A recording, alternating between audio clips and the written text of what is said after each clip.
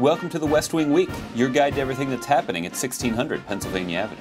But first, a brief message from the Economic Development Administration's I-6 Challenge. Got some ideas on bringing innovations or new inventions to market faster? Well, join the $12 million I-6 Challenge at eda.gov/I6. They told me to say that all of you are going to be winners, but to me, the real winners are the teams awarded $1 million each. This week, April 30th to May 6th, or XYZ. XYZ. That is incorrect. On Friday, April 30th, President Obama stepped out to the White House Rose Garden to talk about the third straight quarter of GDP growth. But first, he took time to inform the American people about efforts to contain the oil spill in the Gulf of Mexico. There are now 5 staging areas to protect sensitive shorelines. Approximately 1,900 federal response personnel are in the area, and more than 300 response vessels and aircraft on the scene 24/7. On Saturday, May 1st, the president traveled to Ann Arbor to deliver the commencement address at the University of Michigan.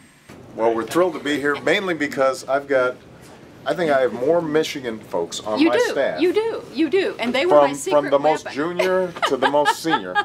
And they're all here. They all came. The president focused his remarks on the nature of democracy in America's past, present, and future. You know, when our government is spoken of as some menacing, threatening, foreign entity, it ignores the fact that in our democracy, government is us.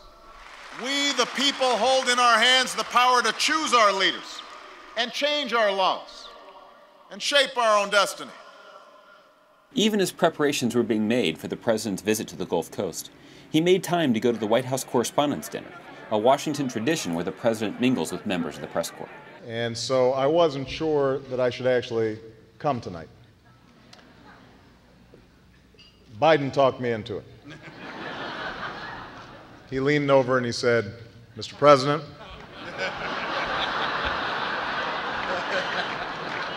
this is no ordinary dinner. This is a..." On Sunday, May 2nd, President Obama traveled to the Gulf Coast to survey the efforts being made to contain and control the oil spill from a BP offshore oil rig. He was met at the airport by Governor Bobby Jindal before heading off to their first stop at the Coast Guard Command Center in Venice, Louisiana. So the booms are here? Right, real close. 5,500, yes, sir.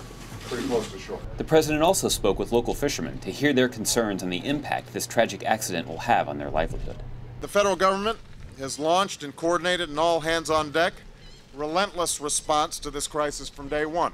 On Monday, May 3rd, President Obama continued to monitor the situation and help coordinate the response, leading a call from his intergovernmental team and Coast Guard Commandant Thad Allen with local officials in the affected area.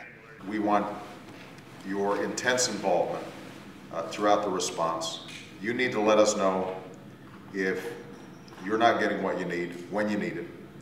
It's not going to succeed without your leadership and cooperation. Meanwhile, in the National Building Museum, the First Lady joined Energy Secretary Stephen Chu for the final round of the National Science Bowl. Incorrect. It's the net aqueous solution. And he may just have an alternative career as a game show host when he's done with this. He's really good at it. And back at the White House, the president greeted Commander-in-Chief Trophy winners, the Navy Midshipmen, renowned for their football prowess with a little constitutional humor.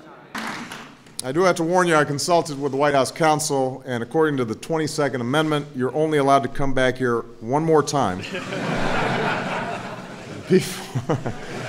before it's somebody else's turn.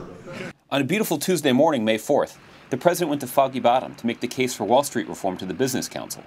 But he started by talking to the American people about the ongoing investigation into the attempted car bombing in Times Square. The American people can be assured that the FBI and their partners in this process have all the tools and experience they need to learn everything we can. And that includes what, if any, connection this individual has to terrorist groups.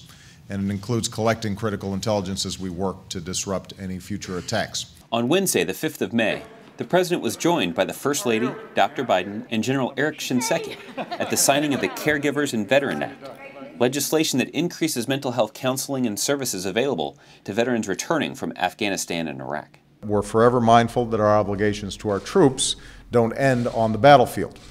Just as we have a responsibility to train and equip them when we send them into harm's way, we have a responsibility to take care of them when they come home.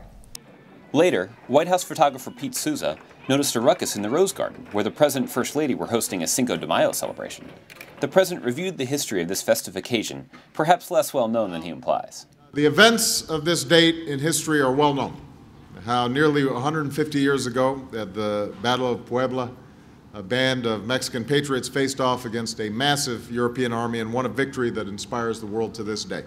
On Thursday, May 6th, the President convened a meeting in the Situation Room, hearing from his national security team about the situation on the ground in Afghanistan and Pakistan. He holds these meetings regularly to keep close tabs on the situation. To find out more information about any of these topics, or to see complete videos of these events, go to whitehouse.gov. And thanks again for checking out your West Wing Week. And so may I say, go blue!